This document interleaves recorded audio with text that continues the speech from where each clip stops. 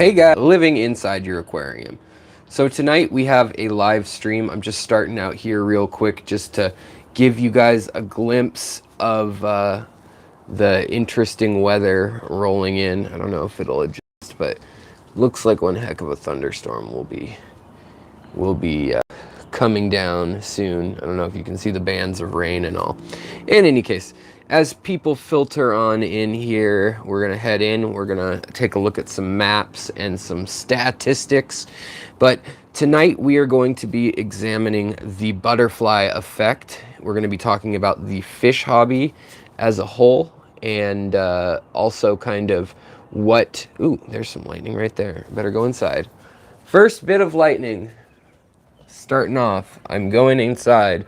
For those of you who don't know, I was hit by lightning 2 years ago, so I'm going inside so that is worried about the lightning killing me as I am about my wife killing me if I get hit by the lightning.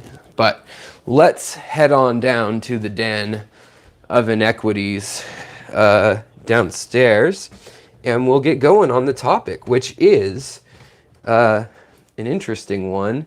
I'm sure it will be demonetized, and that's why I'm doing it as a live stream rather than another video. But we're going to give a little talk, and hopefully the lightning will not get too loud. The lightning and thunder will get situated here in just one moment. And it's good to see everybody rolling into the chat. Just getting myself situated here. I don't know. I wanted to start upstairs just because of the crazy weather, but probably not a smart place to be. As I don't know if you guys could see the flash, but there was lightning starting in the Pacific Northwest. It doesn't happen a lot, but when it does, it kicks off big time. So, all right, let's flip this around to the old high tech, the world. So how is everybody doing tonight? Sorry guys, this is super high tech, super duper high tech. Let's get this situated here. All right. Okay guys. Okay. Now we're almost ready. Alrighty guys. Can you hear me now? Can you hear me now? Can anybody hear me? All right. What's up, Josh? Muppet, MRB, Fish Dream, Cindy, Leo, Janice, Aquaballs. Can you guys hear me? Testing 1, 2, 3. All right. You can hear me. All right. If you can't hear me, then, well, you can't hear what I'm about to say, telling you to figure out the situation on your end. But cheers. We're beginning another episode. Dr. Pepper, cherry, and let's jump right in. So I am going to jump in, and what we're going to discuss is how this is part of the series that I started on conflict fish. This is part of what I wanted to do with my channel originally, which was to look at how fish and the rest of the world at large are intermingled, are intertwined, and how the hobby affects the world and how the world affects the hobby. And you can take a lot of pivotal political, sociological, or economic events oftentimes and actually see reverberations from those for years to come, and sometimes things never go back to the way they were. And I want to say as a disclaimer, so I can answer some questions in the normal live stream format later, but I want to just get through the bulk of this for those viewing after the fact. There should be links to various things. If I mention various sources, they should be linked below to places where you can get a hold of fish and shrimp and plants if you need to do so at a discount for my viewers. All right, so let's take a look here, and I started a little map for you guys. First of all, we're going to look at essentially what the fish trade around the world was doing pre-September 11th. And that's really, I mean, it's also pre-internet. It's pre-cell phone. It's pre there's a lot of things that came into the world at the new millennia, at the dawn of the new millennia, that it may not have been September 11th, and it may be far-fetched to say this, but there are some major broad implications that I'll just address right now in a quick fashion, and then if this sounds like interesting stuff to you, please hang around, and if it doesn't, then you can go watch PewDiePie or whatever you want to do. I don't know. Alright, so September 11th happened, but before that, there was a troublesome fella named Osama bin Laden. Osama bin Laden was from a Saudi family that was wealthy. They owned a construction company and were worth billions of dollars. He has many brothers and sisters, but the brothers are all inherited some of the wealth, and he decided to become an extremist, and death to America kind of stuff was his plan, and the West in general. You know, September 11th, you know, what was it, 777 in the UK, as well as, was it 999 or something in, I can't remember exactly, but in Spain, the train bombings. In France, obviously, there were also attacks much later by other groups like ISIS and things that spawned forth under this same kind of Islamic State and Al-Qaeda banner. Now, I want to say real quick that Islamic State and Al-Qaeda, those are two very, very different things. They're actually different Muslim factions, and I just wanted to point that out. But they are related in the sense that they draw on kind of youth that have been maybe disenfranchised. A lot of times it's not necessarily even first-generation immigrants. It'll be their parents moved to France or their parents moved to New York City, and they don't quite fit in with their parents' culture. They start getting into trouble with American culture. You know, maybe they're causing crime as a kid and they're just kind of violent in general, and end up falling into trouble. And then oftentimes religion, they see it as their way of like getting out of trouble, and they take it overboard to get that belonging, to get that sense of identity. So this could get all very complicated, so I want to not go too far down all the many rabbit trails that this subject will bring up. But if we don't do that, we'll miss out on some of the big picture of this. So if we move on, I'm going to use this little zip tie from setting up my fish tank rack lights as a pointer. Actually, let's use this end. This end's a better pointer. So Osama bin Laden starts out here. He trains, he moves all over the place. He goes through Egypt, where a Muslim Brotherhood, that was one of the first Islamic organizations in modern history to start doing violent things. They assassinated the leader of Egypt in the 60s and hijacked planes and cruise ships and things like that. So there was a history in the region all the way then. Israel right here, it's a very small country, I know, but it has been at odds with a lot of the Islamic extremists, and America backs Israel. Over time, also, you can recall that the U.S.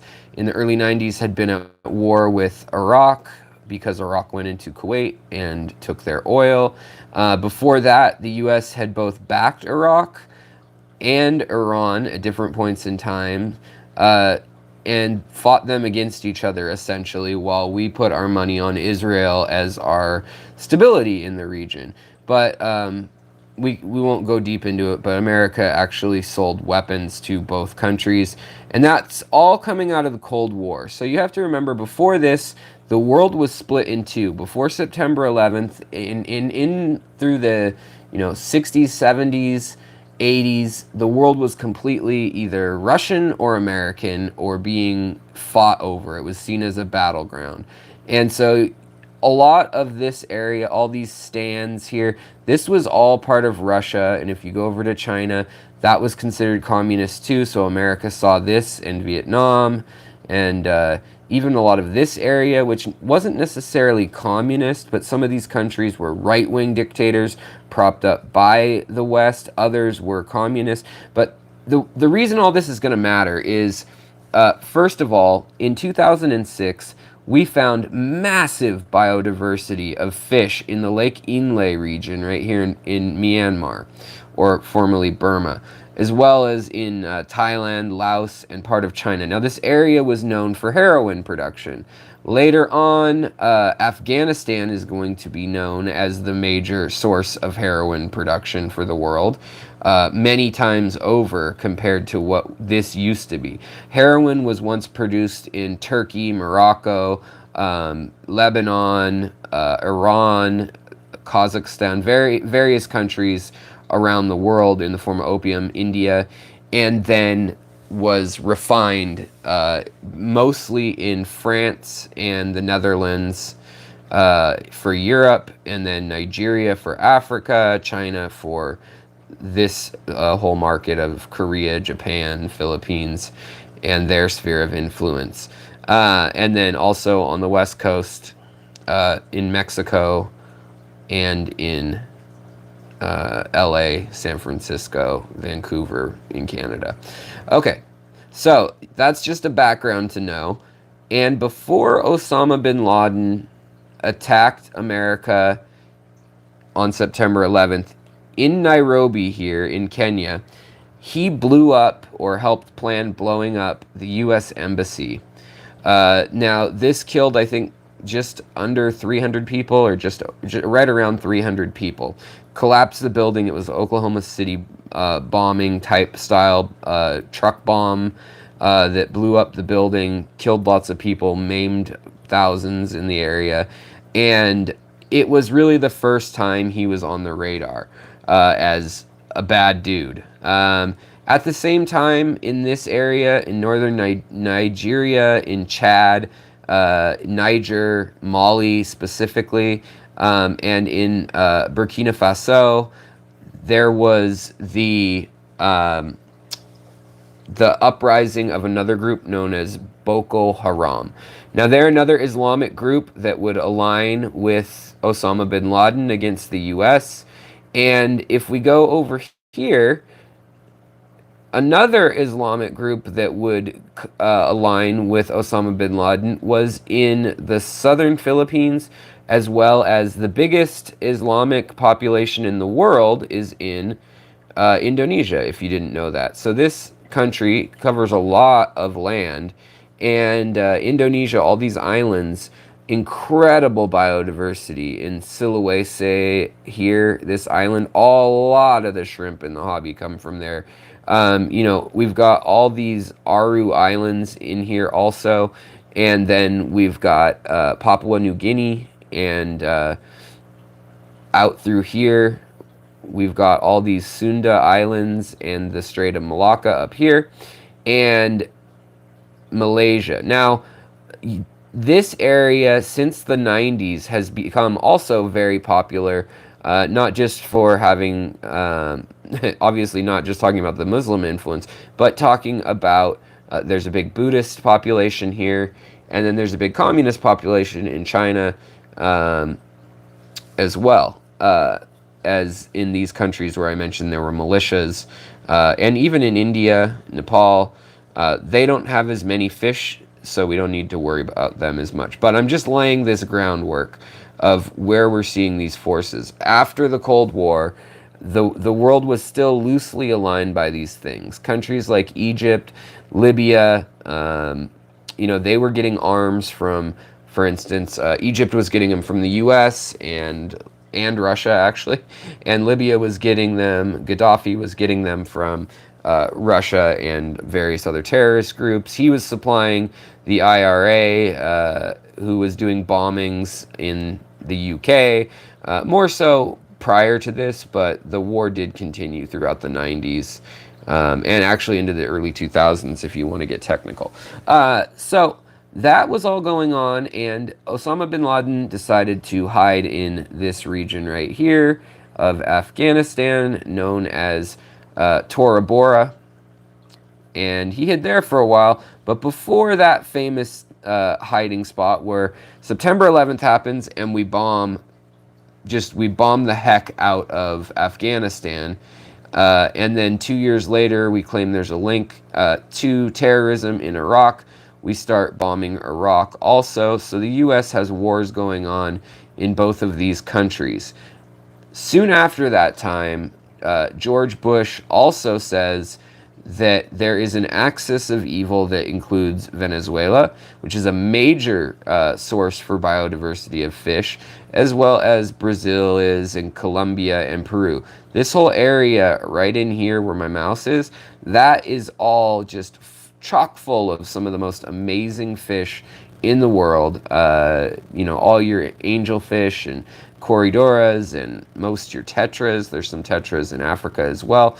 And then all your cichlids and beautiful, very diverse but related cichlids are either from Lake Victoria or Lake Malawi down here, or Tanganyika here, as well as some of these are called rift lakes, because there is a rift or a spot where the continent basically slammed into two pieces of land.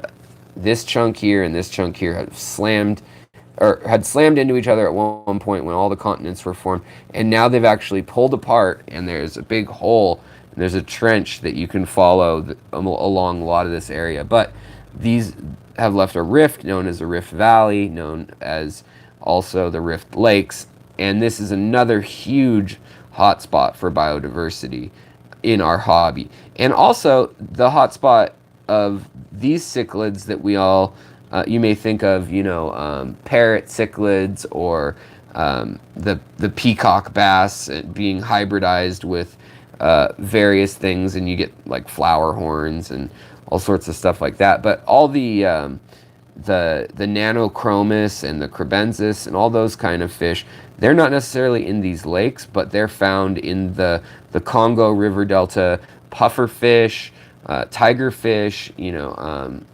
Congolese tetras or Congo tetras. Lots of fish are found in this area. Lots of killifish and interesting tropical fish are also found up here in places like Liberia, Ghana, Nigeria, and also going on here. Remember I said that there were Muslim militias under the group Boko Haram that had aligned with another group named Al-Shabaab that formed here.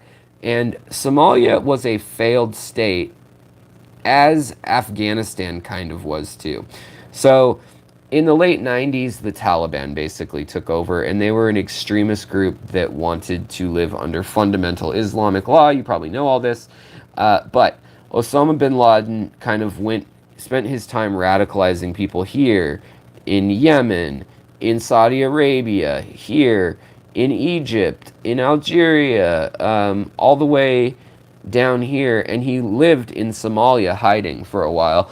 And that's the time when they attacked Kenya. They also attacked the USS Cole off of Yemen before September 11th. I think that killed 16 Americans. So there were some warning signs. And before this, we were getting a lot of our fish from decentralized networks, or actually colonial era, predominantly European ethnicity, local people that were in the fish trade in these areas. So you may have in Lake Victoria, they may have, you know, 600 species of cichlids, and they would export 300 of them, but there'd be one guy who would buy from all the locals, and then all the people buying fish in Europe and Canada and the United States, Australia, Japan, you know, all over the world essentially, would deal with those companies. And most imports would come right here to Florida, where you've got 5D, you've got Seagrest, you've got Imperial, and you also have the home of the American fish trade farm industry. And that is, at one point in the 70s, there were over 700 family farms in the Hillsborough County, Lakeland County area. And today still, a large chunk, if not probably about 80% of our freshwater fish enter through there. as far as specialist orders going to pet shops wholesale wise. They also come through San Francisco, Los Angeles, Vancouver, and Seattle, New York City, and other places, air freight, Chicago, Atlanta, things like that. But as a whole, a lot of the stuff coming in from South America comes to Florida, and because of the fish farms and all that were established in the 60s and onward, that is the region that they set up basically to be an operation to base it all out of. So New York City gets attacked September 11th up here. And here's the island of Manhattan, Long Island. And we should zoom in to see Manhattan. And this attack here and in Washington, D.C., and then outside Pennsylvania, the planes would change the world forever. And what happens next is the U.S., obviously, like I said, they go to war. And this causes crazy shifts around the world. And oil becomes a very important asset that everyone's worried about. So part of the axis of evil under President Bush, Venezuela. Well, they're a big oil producing country. The U.S. at that time begins to stop sourcing so much oil from the Middle East and tries to get it from Canada, from Mexico, and from ourselves, as well as Venezuela and other places too. But up and coming massive middle-class populations in China and India. I mean, almost a third of the world's population in this area where I'm showing my mouse. A third of the world lives right in here. And they were using both Russian and ex-Russian satellite states. This is all ex-USSR. And Afghanistan, the Russians tried to take over and were never able to secure it. And that seems to be kind of the case with us as well. I mean, arguably we took over Afghanistan, but it may return to the way things were before. We still, I mean, the verdict's still out. It's been 20 years and we still don't know how it's going to go. But Iran was another major player, and so is Iraq and Saudi Arabia. Now, Iraq and Saudi Arabia now are allied. Iran and Saudi Arabia are not. They do not like each other. They're different types of Muslims. And Iran and Oman and Yemen, they get along. This crescent here and down into Somalia, these guys get along as a whole. And as do the terrorist groups in these places. Well, Iran is a backdoor to Afghanistan if you're trying to smuggle drugs. So drugs go through Iran into Turkey and up through into Europe. And you don't see it with just drugs, but because of September 11th, the U.S. came in, the economy was very shattered in Afghanistan, and we needed to come up with ways to make money. Now, there's a little bit of natural gas there. There's some natural gas up here in Kazakhstan and Mongolia and Kyrgyzstan, Uzbekistan areas. And there was talk of building a pipeline all the way through Afghanistan into China at one point, or through Afghanistan, Pakistan, into India. Now, just remember politically, Pakistan and India don't care for each other too much either. They're both nuclear-armed countries. Arguably, Iran could soon be nuclear-armed, and then Israel, a proxy for the U.S., is nuclear-armed. So this area also has some tension, and then China is nuclearly armed, as well as North Korea. So this makes for an interesting chessboard once the war is on. So there weren't a lot of ways to make money in Afghanistan, and so all these warlords that agreed to help America in Afghanistan, they had a very hard time growing food crops. If they grew food crops, they lost a ton of money. Like, they could get over 100 times as much money per acre for their crops if they grew poppies for the Taliban, or not even for the Taliban. There was another group known as the Northern Alliance, or the United Front, which fought against Islamic extremists and were pro-democracy or maybe even pro-military republic slash military dictatorship, depending on who you ask, groups, and they're scattered all throughout here. And I know this all sounds like, what does this have to do with fish, Alex? Get to the point. But it really does. So they start growing opium. The U.S. tries to eradicate some of it, but really, as a whole, the U.S. looks the other way, because when it's our friends growing opium, where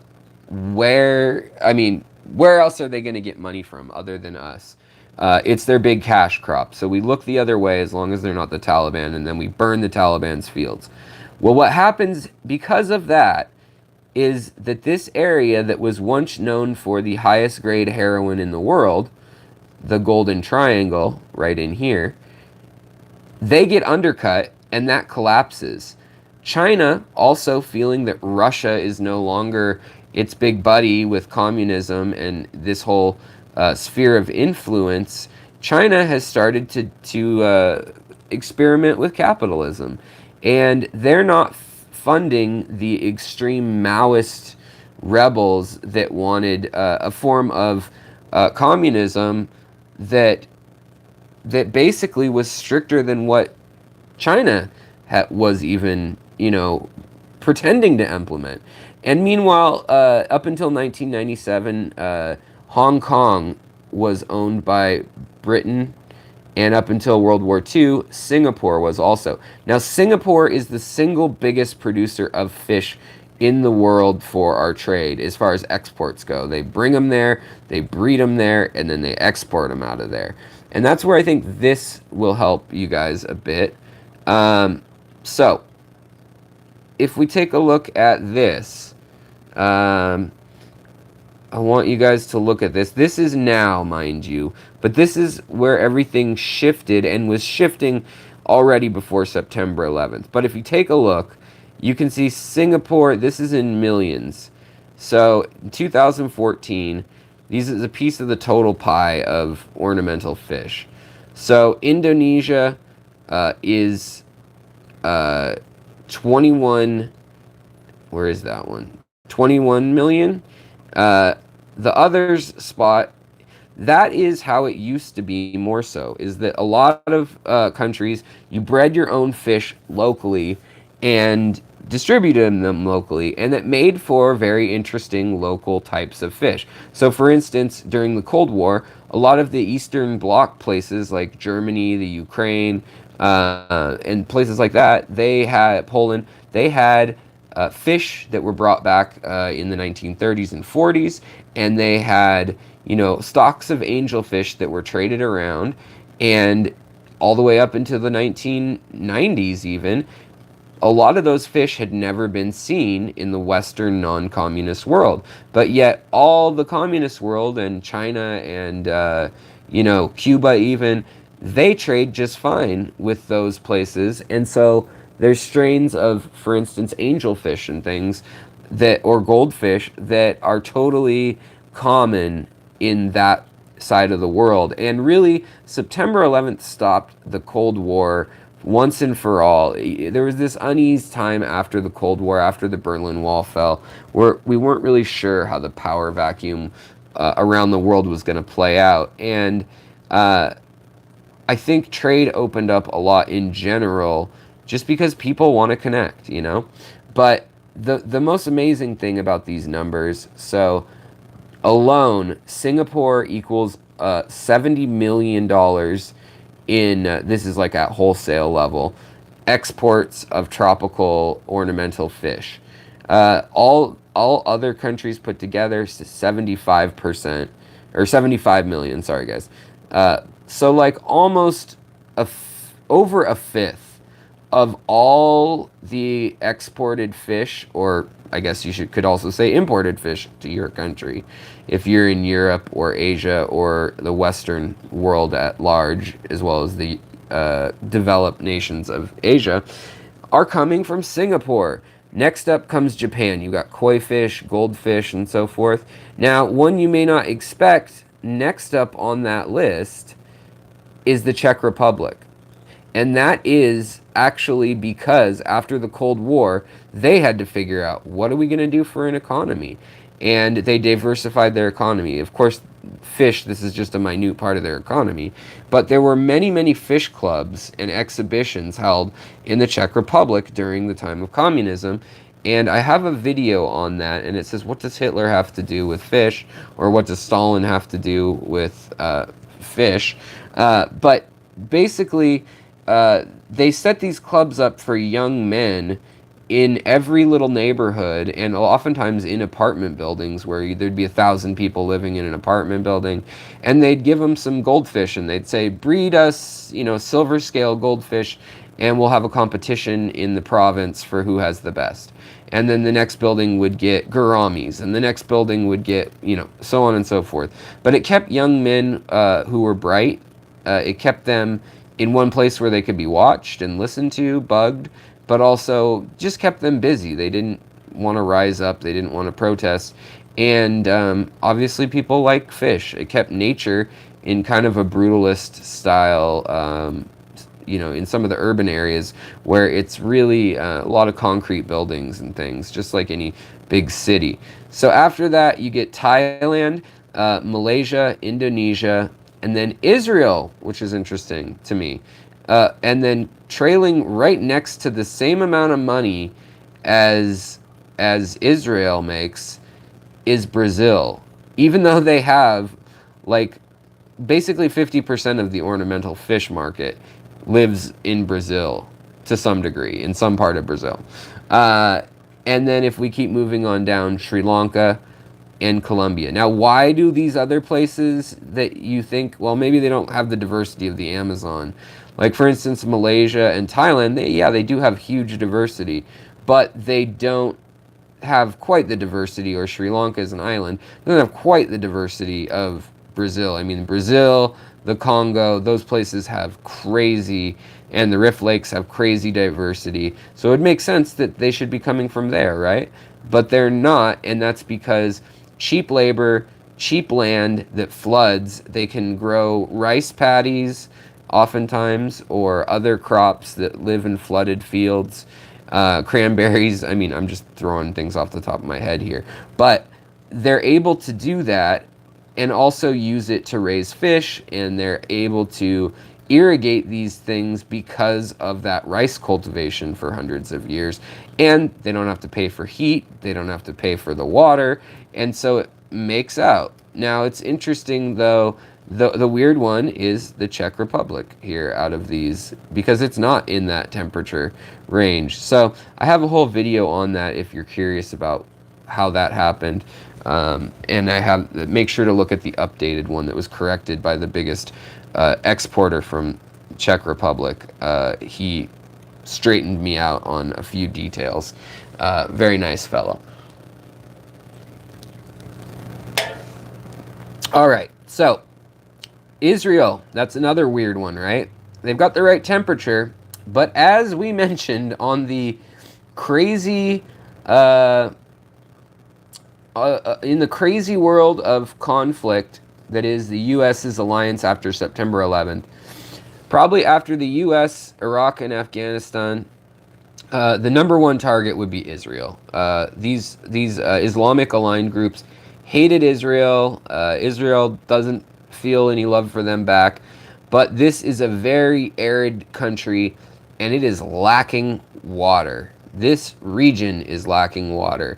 In fact, now there are wars, and arguably you could say September 11th destabilized Iraq when we killed Saddam, which arguably had nothing to do with September 11th, but we used it to get a foothold in the region, thinking we'd stabilize things, even though we already have the Saudis in our back pocket for oil and things.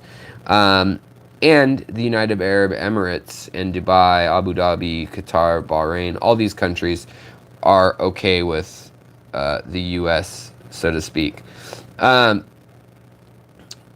there's exceptions to that as well. But other countries other than the Czech Republic, and here's the Czech Republic right here, and here's Prague, the capital city. or maybe it's not the capital city, but it's the biggest city. I'm gonna say, I think it is the capital city.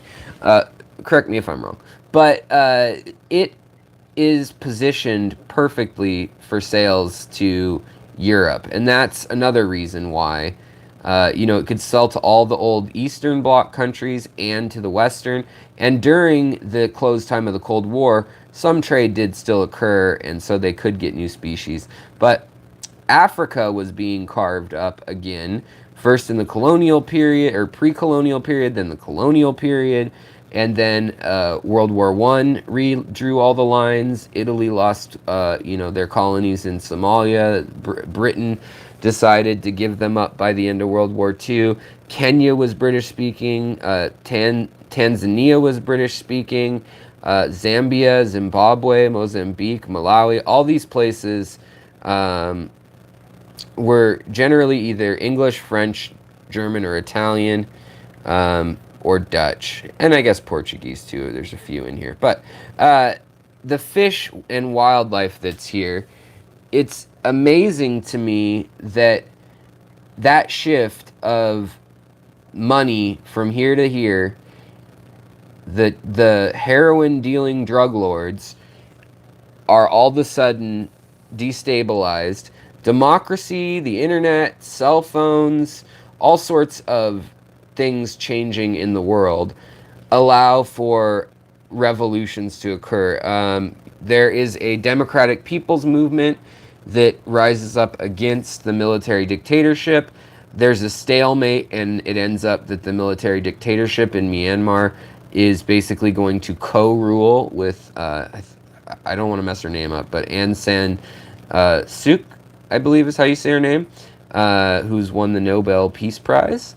And now she's being accused of actually being complicit here in Bangladesh, on the border of Myanmar and Bangladesh, killing on the Naf River. That's the borderline here.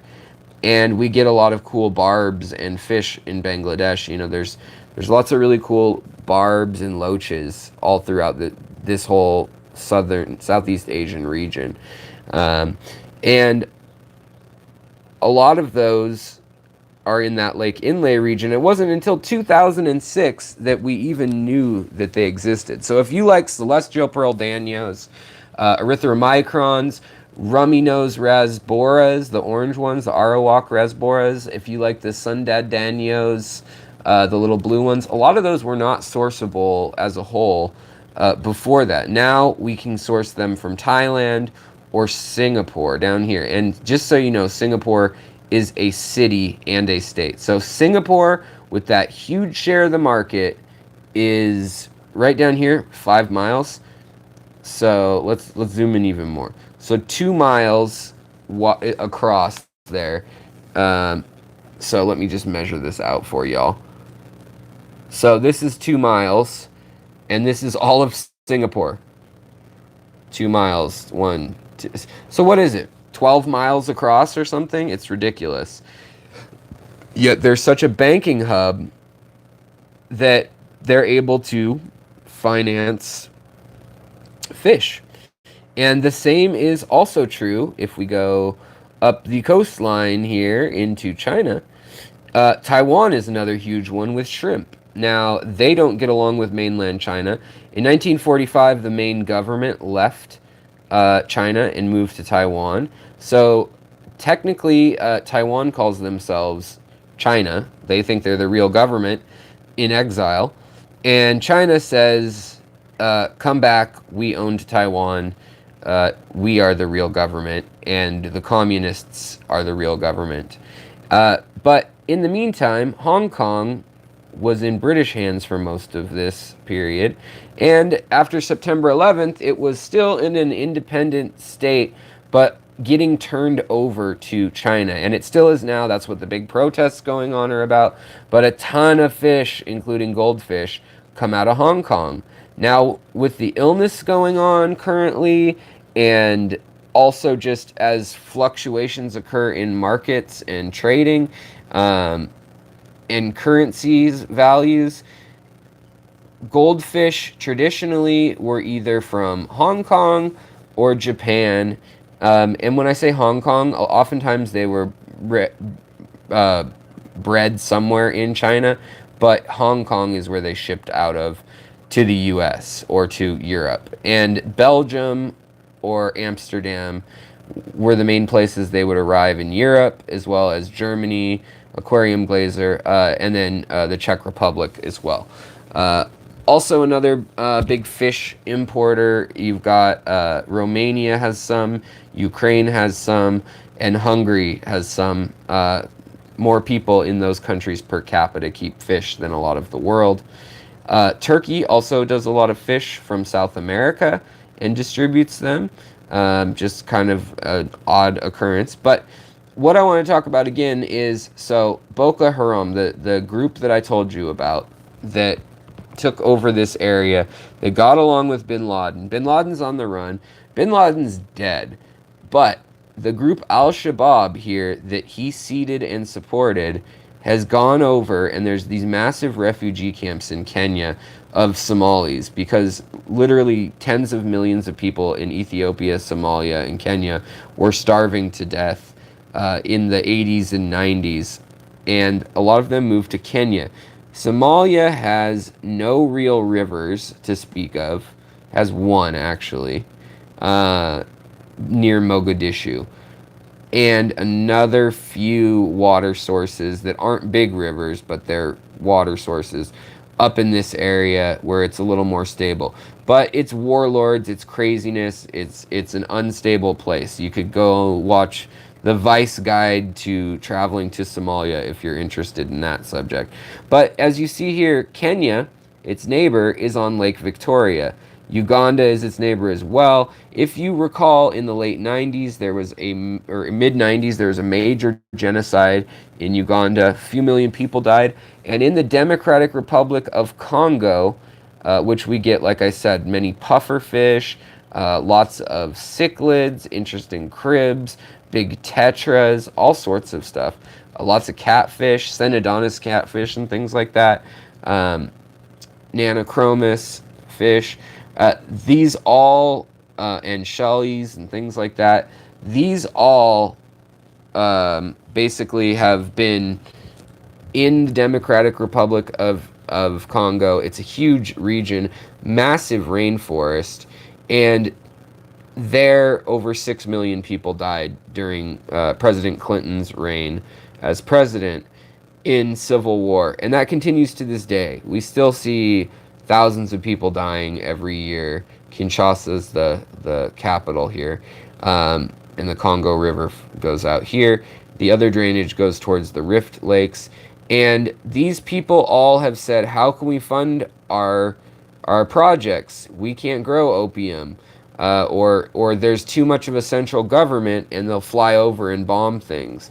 So in Somalia and in Nigeria, Chad, and Mali, they've specialized in running guns. And so they were supporting, with Iranian money, oftentimes, getting guns to Gaza and the Palestinians, as well as groups in the Sinai Peninsula here in Egypt that wanted to rise up and have another Islamic State.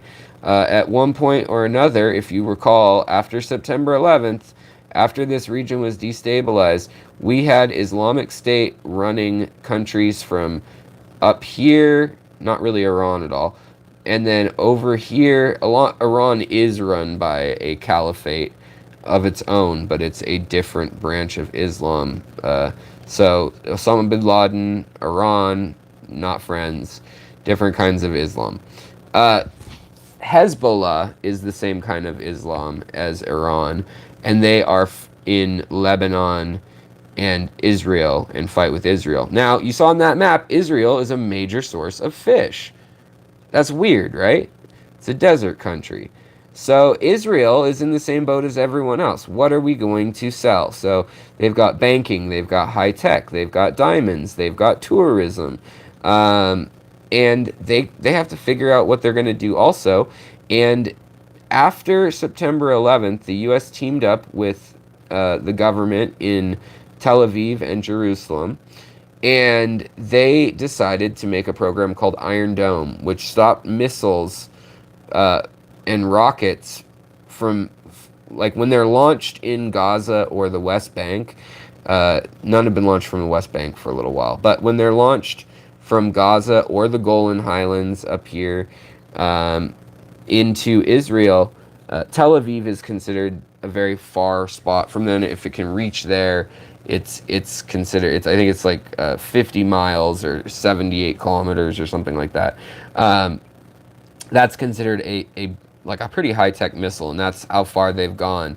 There was the second Intifada, which was a war that happened where the people of Gaza rose up, and some suicide bombings and rocket attacks were going on against the Israelis. Of course, the Israelis have far, far, far superior technology, and with drones and armored vehicles and special forces went in and annihilated entire, you know, blocks of these apartment buildings that had been converted by terrorists into fortresses. Now there's lots of tunnels and things that run under here, so goods still do move out of these areas, and that's how they get the guns in.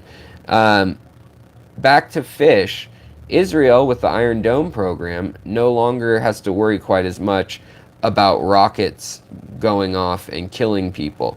If they did, this area down here where there is water would no longer. I mean, you couldn't do anything down here along the Dead Sea, or for that matter, up in here you'd be worried, and then also they would worry about attacks from up in this region.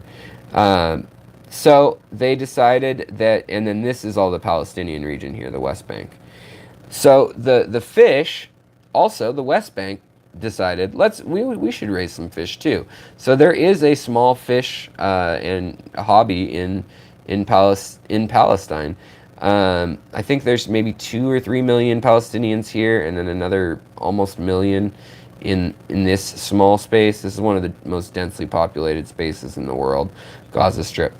All right, sorry guys, I know that this is all kind of far-fetched relating to fish, but if you go to Fit from there, they started spawning goldfish, and they decided, let's not specialize in one goldfish that wins a major award for the whole world like Japan does. Japan will raise very, very specialized fish that have been around for 300 years, different lineages in each region and different farms, you know, and they raise them to a big size, and then they enter them into award shows all over Asia and China and South Korea, Taiwan, the Philippines, Vietnam, Thailand, Malaysia, Indonesia. All these places really, really love the koi, as well as recently arowanas, which are now illegal to trade in the U.S. They're considered a critically endangered species, maybe extinct in the wild.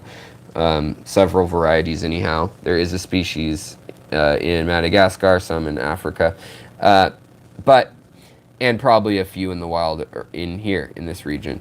But because of all this, those Islamic groups that I told you about, all around the world, have had to think, how are we going to fund our terrorism, and how are we going to fund a government? If they wanted to go in and take over like ISIS, say what you will, but it is not cheap to set up a government and start a currency and start schools that teach only Islam or whatever it may be.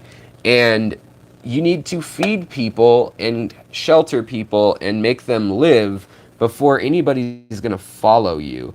So what a lot of times, I mean, that's what all new forces in a region do when they're establishing power, is they try to show the people that they're going to take care of them. So what happened is in Nigeria, where there's lots of oil, this area here, unfortunately, with all the wildlife, also has a ton of oil. And these quote-unquote pirates, that not necessarily having to do with Islam, but some are Islamic rebels as well, have decided to basically bomb the pipelines that go into Nigeria, which is the most populated African country, 100 million people or something like that. And Egypt's very, very populated also, and almost everyone lives on the Nile or up on the Mediterranean. And there are clashes going on. There were terrible, terrible, terrible violent civil wars. Liberia, Sierra Leone, Cote d'Ivoire. Those three countries saw some of the most brutal, nasty, unkind things you could ever believe going on to human beings. And because of this, the U.S. and the UN moved in. Same with the Democratic Republic of Congo, Central African Republic, and Sudan actually split. So Africa's problems of civil strife definitely carved up. The South Sudan is the newest country in the world, and there's some gas as well as other resources down here that they want. Now, actually, access to dams is going to be one of the biggest. There's a fork in the Juba River, and then the west, or the Blue and the White Nile meet, and then the drainage goes this way at the Continental Divide and supplies all the water down here to the Rift Lakes, which millions of people survive off these lakes, fishing, hunting, agriculturally, irrigation-wise. It's probably, by volume, I think this is the biggest lake in the world, if not number 2. And these are nothing to scoff at. I mean, almost 200 miles across, 120 miles, 150 miles across. If you look down there at the legend, that's 200 miles there. So, all these regions, and remember, there was the terrorist bombing here, and we cut off aid to a lot of these regions where we had been supplying 60% of the food. We said, you know what, we're not going to help you unless you get those rebels out of your area in Kenya and other places. And so what happened is people got poor. People were running from genocides in Uganda, going this way and this way. People were trying to escape massive slaughter and escape refugee camps, and they began heavily, heavily depleting all the fish in these lakes. Also in the rivers all over this region. And as I said, natural gas, or oil, I should say, they began hijacking oil and stealing drums of it and refining it. You can also see that on Vice News, has done some really great segments on HBO about that, and they literally refining it, and it looks like the apocalypse. It's just black goo everywhere. And it was once these beautiful rainforests and river deltas that were lush with all sorts of life, crebensis and, you know, various catfish and tetras and all sorts of stuff, little puffer fish. And then up in here you've got like desert pupfish and all sorts of interesting other little fish.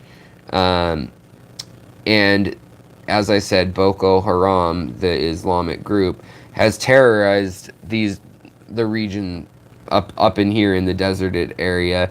And now, so in the 70s, fish, perch, Nile perch or tilapia were introduced into Lake Victoria. This killed a ton of the cichlids because they're just a very aggressive fish. But it provided a ton of food for the people in the region, and the population exploded. This island here, actually, is a big part of the trade of the fish. People will come from all over the lake and trade in their fish. But also, this impoverished region, people would catch fish, and same with along the Congo River and other places. So, for instance, the killifish, the clown killifish, is often found in Liberia. So, kind of interesting. Water Flora, thank you so much. I appreciate it. You said Water Flora, 10 pounds. I really, really appreciate that because it'll probably be demonetized this video. Knowledgeable podcast while I'm maintaining my fish room. Very interesting and something different. Well, thank you. I know it's a little dry, but this is kind of a world history lesson revolving around the fish trade, I suppose. So let's hop over to South America because we know the Amazon. Lots of fish there, right? Yeah, lots of fish. Everyone loves the Amazon. Lots of fish. And I'd mentioned that. Well, for some reason, probably because of the socialist leanings. Also, Bolivia, by the way, had its first indigenous president elected while this was going on. Later, Ecuador. All in the early 2000s, and they were rising up against foreign interests in the region, like Shell, like BP or other oil companies in the region, and they basically said, get out. We want our indigenous cultures, people, and resources to be ours. We don't want other countries coming in and taking it all. Now, just keep in mind, too, at the same time that this is going on, the world kind of looked the other way as China moved in, and literally all of Africa they started investing in. So China has begun investing in Africa, building roads, building stadiums, giving them guns, giving them cars, giving them oil pipelines, whatever it may be, but they get the resources. They get the rare metals in the Democratic Republic of Congo and in the Central African Republic. These regions, once known as Zaire, if you're a little older, you may know that name. They also have all the metals we need for our high-tech iPhones and for our fast computer chips. And so a lot of that stuff is sourced in these mines that are no better than blood diamond mines. Same with Angola as well. And a lot of that is sourced from there. And economically, China wants to control that. Well, while the Chinese are there, they might as well control the fish trade, the Nile perch trade, and like I said, there are so many fish in this lake and up in the Nile River, and this area is so, the Sahara Desert is so hot, 130 degrees, 120 degrees Fahrenheit, and windswept, no lakes, no anything. I mean, look at this map here. Those are sand dunes. That's what's out there. I mean, we've got 500 miles of nothing and some little towns and maybe 2 roads that cross the whole thing between Mali and Niger.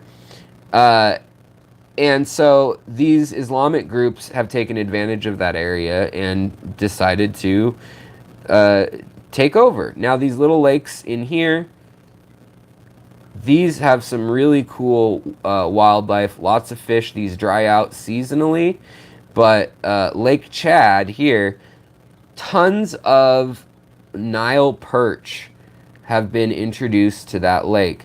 Now, like I said, it kills the biodiversity of the lake, and for instance, a lot of these areas have just been at war or under colonial control of one European power or African power or Russia or the U.S. That's going all the way back 200 years. That covers it. For so long that we haven't done a modern day assessment in the Western world, in Europe or Asia, the Middle East, in the developed world, we just haven't done it, of a lot of these countries. And now China's in there, and they have a policy of grab all the resources we can. We need it. We're up and coming. We have too many people in the middle class to support. The U.S. has this same philosophy. Now it's argued that maybe we don't do that quite as much. Some people would say we do it just as much, if not more. I don't want to get into that, but needless to say, it's not even on the radar of China's thought process when they're extracting these resources. They're not worried about it, and they're not shy to say that either. But these lakes here, the lakes in Ghana, these supply dried tilapia, dried peacock bass, dried all sorts of introduced fish that have ruined ecosystems that are then smoked and dried, as well as bushmeat. So that's how we get things like Ebola going on, when they kill random animals and eat them and sell them in markets, live and dead. And that has caused this whole area to the starvation because of the war and the villages being burned and things. They've now become reliant on Boko Haram's fish, and that's how they're making a lot of money, as well as so Libya collapsed. There was the Arab Spring, as you know, backed by the U.S. somewhat, and started in Tunisia with a food vendor. All this, I'm saying, is linked to September 11th. I hope you guys can see that. I mean, we've got everything from the Kurds in Turkey and the Syrian civil war going on that are impacting things, as well as the biodiversity in the Persian Gulf being threatened because of all the oil pipelines there. All the rare animals that go into the United Arab Emirates and a lot of the rare fish that come out of the Seychelles Islands down, where are they? Come on, Seychelles, where are you? Oh, there they are. So this is where rich British royals and French royals go to party. But some of the coolest reefs and tropical fish in the world are found there and out here and out here. Also here and then out in the middle of nowhere, up here in Hawaii, which is U.S. territory. But a lot of those saltwater species are also being hunted, and off the coast of Somalia, the fish, including all the food stocks, have been completely depleted. But my point is, a lot of those exotic animals, including leopards, lions, tigers, bears, oh my, all go through and cross because right now Yemen is at war. Here's their capital, but up here, hardcore desert. They're at war with Saudi Arabia. It's a very, very bloody war right now. And all through here, Aden, and this is the old Berber coast, if you've heard of that back in the day, whirling dervishes and the Berber coast. They're able to, this is a major trafficking route. Also, that same route in Nigeria, where we've got the pirates pirating oil and distributing oil to the rest of Africa through the back door rather than through refining companies. And arguably, they're not Nigerian-owned companies. They're American and British and Dutch and German companies. And some people would say because of that, colonialism is not over, or it still lives on. Now, we've got also a lot of wonderful fish here. In the 80s, there was some really terrible civil wars, but just even now, we are having the narco-terrorism wars, and they have led us to believe whatever you want, but they've linked terrorism as an ideology and said that our border security in the South, that terrorists could come across this way, like Islamic terrorists. To me, the terrorism going on is more drug-related, and the way it impacts fish is that nobody wants to go to some of these regions, these regions in particular, through here, and, you know, Juarez, as well as some of these areas in here, and right in here. Oaxaca has a communist uprising as well. They have since the 60s. They have the Zapatistas. If you watched, if you listened to Rage Against the Machine, this is the group that they were talking about supporting. As well as Honduras, Nicaragua, Guatemala. All these places had crazy, Honduras has a crazy murder rate. I think Honduras is still the highest in the world. Higher than war zones, higher than Afghanistan or Iraq, the murder rate in that country. And that has to do with long-standing factions. El Salvador as well, but these are great wealths of fish. Same with Costa Rica, same with Panama, all these areas, and into Colombia. And if you know anything about these regions, also you will know that cocaine is grown in Bolivia, Peru, parts of Brazil, and Ecuador, but mostly Peru and Bolivia and Colombia along the Andes Mountains. It needs high elevation. And now that is being sold out of either Rio de Janeiro, hold on here, Rio de Janeiro or Sao Paulo. So they make it across into here. And these are also big places where they export all sorts of goods. This is one of the main cities where they fly goods out of the center of the Amazon like fish.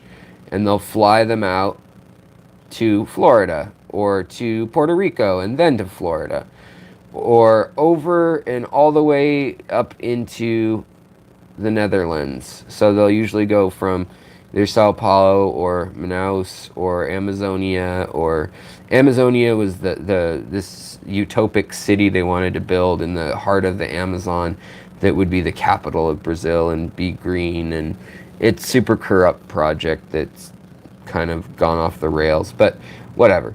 So now Morocco is also getting into the game of raising fish, and that's because it's hot. Free heat.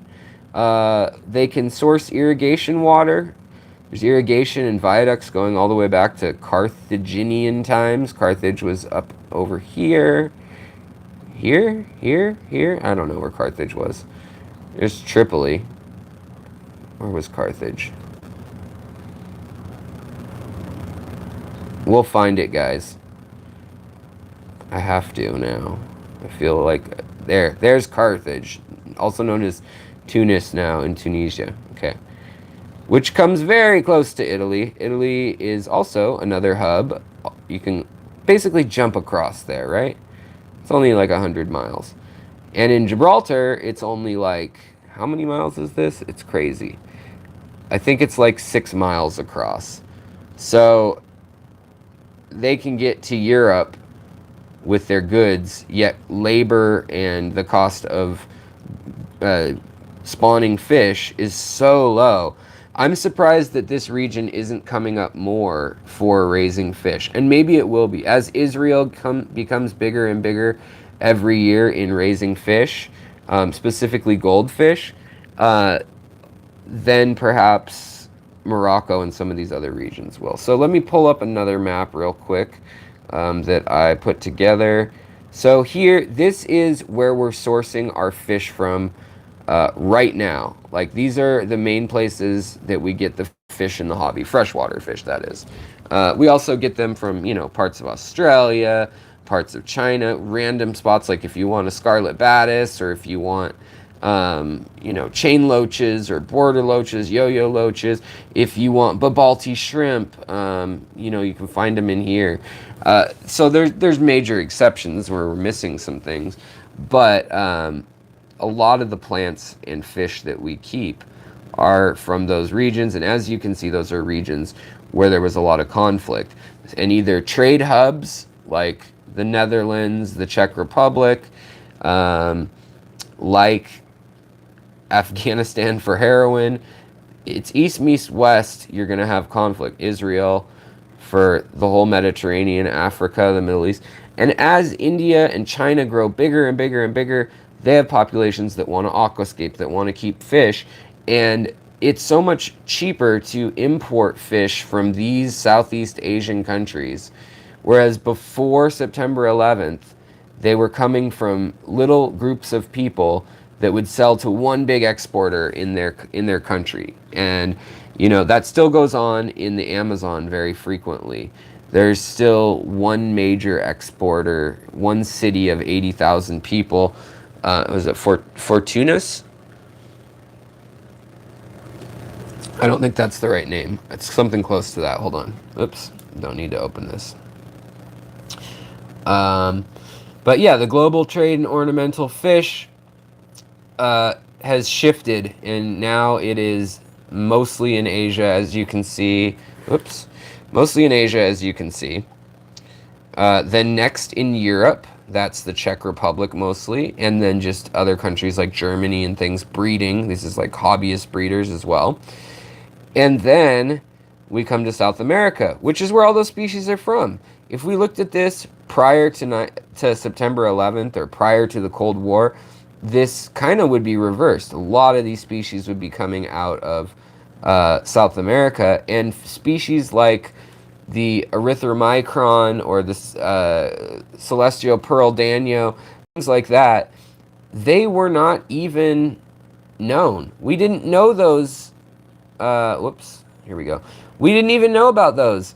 And it wasn't until those heroin dealers and warlords and Muslim extremists got out of this regions known as Shan, the Shan region, the Golden Triangle, until that calmed down, that we were able to get in, come in through Yangon or Rangoon as it's sometimes spelled in English, come in, go on up, and discover Lake Inle. Where is Mandalay is another big one. Come on. And all these areas, these rivers, have monsoon rains. We have no idea, honestly, what's in a lot of these things. All the little nanofish that are so popular today, we're finding just a ton of them in these forests. And likewise, at the same time, I should do an episode just about drugs impacting the fish trade, because there is a tree called the saprol tree, where we get saffron oil, and basically that's what ecstasy or MDMA is made out of. And that tree is being harvested very heavily throughout this whole region. It's going extinct, but people clear out by burning large areas, and then they get at the big trees that are left, these big towering trees, and they drill holes in them, and then they have to burn the peat, which the forest floor is made out of, to heat it up. And each tree they get, you know, a few gallons of this oil. It's the same oil that sassafras has in the American South, saffron oil, and it makes MDA, which then is made into MDMA. And oddly enough, Israel and the Netherlands, Amsterdam, are the two biggest producers, as well as the Czech Republic, of ecstasy, that drug, which then is redistributed, goes to Vancouver, goes to New York, Chicago, Miami, LA in the US, and London, Dublin, Glasgow, you know the story. And then down into Africa. Now, unfortunately, Nigeria is growing their own cocaine, whereas before they would trade guns and things that from failed states here that the Cold War fueled. They would have all these other goods. Now they can trade these trade routes. Now, why have I talked so much about all these trade routes that have nothing to do with fish and have to do with cocaine coming from here into the US, cocaine going into Africa? And I mean, who wants to fight a war not on cocaine? I mean, bring it on. So a lot of these militias definitely promote the use of cocaine and heroin, and it can be grown in some of these regions. Heroin can be grown in Ethiopia, in South Africa. The poppies, like sandy, dry, high altitude generally locations. But it can all be grown in those places, and then it is refined in a central location, or Turkey. The French Connection, there's a movie about Gene Hackman with these car chases and stuff. Great movie. But that is about how the American mob used to get its heroin from Turkey, Lebanon, and Syria before the 1960s. And that all changed to Vietnam, was where Americans were getting it. And then later Bangkok, out of here. And it's a death sentence if you get caught with any drugs in these places. In the Philippines, the leader actually made it okay to kill anybody for drug possession and dealing for a while, possession of any certain amount. But also arowanas, which are rare, species that are on the CARES list and that you're not supposed to catch, that maybe are extinct or they were thought to be extinct. All these things are being trafficked on these same routes. Why wouldn't they be? You've got armed men and routes that have been established well enough. There's caravans also of trucks and straight up camels. The fish are not coming on camels, I would assume. But you've got very wealthy people that have a demand for these items. You've got middle class people in the US and India, China, Europe that also do. And these fish are oftentimes unscrupulously being sourced. Moscow is another place with a lot of aquascaping and people who like fish, as well as this southern area. Now, you also know Ukraine's having a war with Russia, essentially. This peninsula here, Crimea, has been annexed. And the Black Sea, the Caspian Sea, and all these bodies of water are kind of in trouble right now. The other major thing that's going on, like desertification and drying of these water sources, is that there are two major dams that produce most of the energy for all of Africa, South Saharan Africa, south of the Sahara, so they call it South Saharan Africa. Um, and then there's also another one in Sudan up here on the Nile that controls the electricity for these regions, and Somalia still has nothing.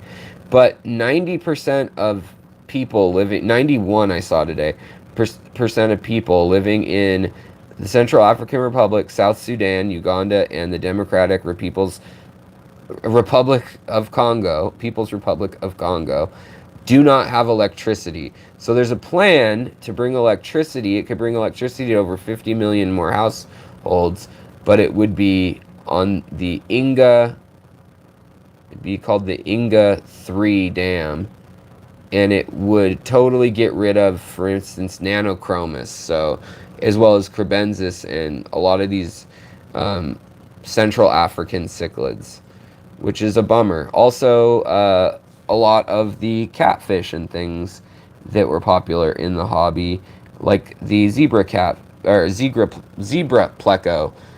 There is a river called the Zengu River with an X, if I can find it. I'm not going to search for it, right? Oh, I guess I could just search for it this way.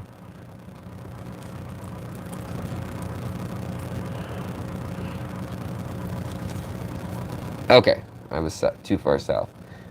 So they put dams on this river, and the indigenous people that live here, they're supposed to be left alone. There's not supposed to be anything going on here, but there's massive cattle, and oh cool, WTF MRB, you're breeding zebra or leopard frog plecos? That's awesome, because they're not allowing them to come out of Brazil anymore. But these same groups, the right-wing groups that were, they didn't have anything to do with September 11th other than all these black markets trade with one another. So, it may be blood diamonds come out of this part of Africa. They get sold up here, and these guys use them to buy guns from the Libyans who have a collapsed state, and then the diamonds then get sold in Belgium. Antwerp is usually where diamonds are all traded. And then that turns into euros and gets laundered into other things. And then that money gets returned to home countries of various organized crime. And maybe fish farms are part of that crime. I don't know. That's a big stretch. But the point being is that those trade routes of organized crime are used not just for one thing. And so when you have something like a fish, an arowana that can be $100,000, more like $10,000, but whatever, and koi worth thousands of dollars and things like that, especially the wild things, they're going to go for just a ton of money, even though the ones bred in captivity are actually worth more. But what happened is, while we were busy spending all our time and energy up here, this will kind of wrap up the topic.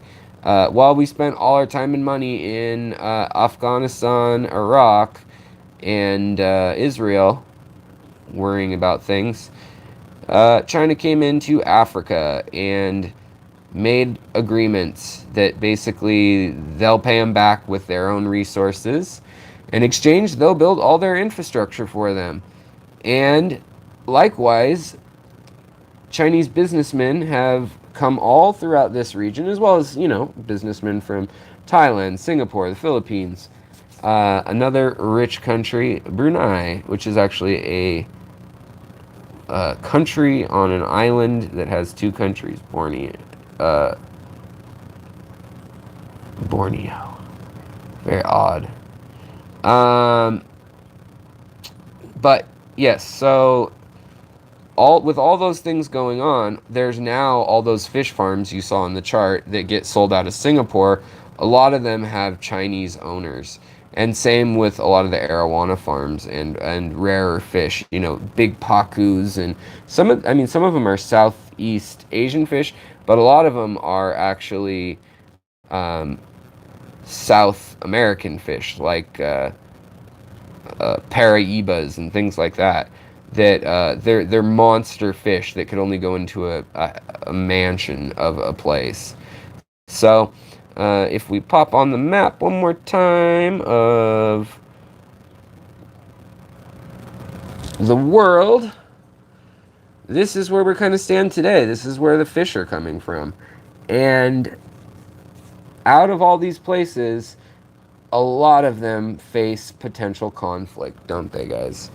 So that's kind of the point I wanted to make, and the point that there are effects. I know it was a reach. If you stuck around, if you like this nerdiness, then great. But I want to do as a live stream, just because they don't get rated kind of the same.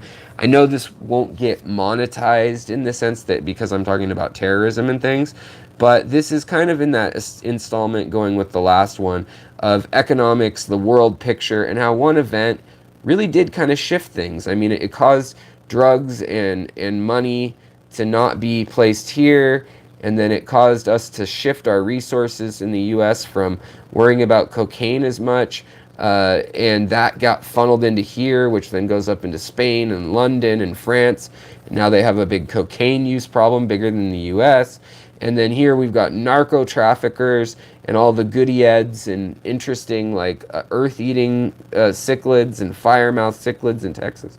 All these things are in a basic war zone now of danger. Brazil and their favelas, the poor and as well as the indigenous people are fighting loggers and the cattle and illegal gold mining industry and battling it out, as well as with the cocaine trade through these regions and smuggling fish out. As soon as you make it illegal to send fish out of that region, it employed over 80,000 people full time, legitimately, and basically that it goes underground. Same with bushmeat and feeding animals in other places. Same with wet markets in China and Southeast Asia. But I expect to see more farms in Southeast Asia, possibly Australia too. And I would assume, because of the low cost of living and sparse other resources, that we'll see some in Northern Africa, as well as, I mean, who knows, maybe Mexico, maybe some of these satellite state areas. They get very cold though, some of those. But perhaps the Middle East will start doing more freshwater fish.